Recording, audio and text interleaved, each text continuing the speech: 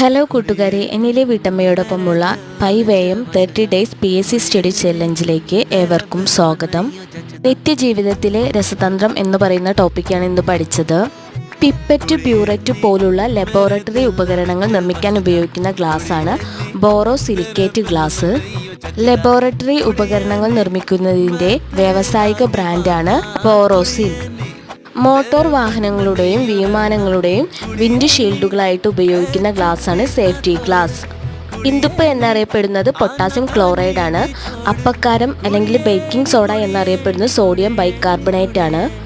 ഗ്ലാസിന് ചുവപ്പ് നിറം നൽകുന്ന സംയുക്തമാണ് അയൺ ഓക്സൈഡ്.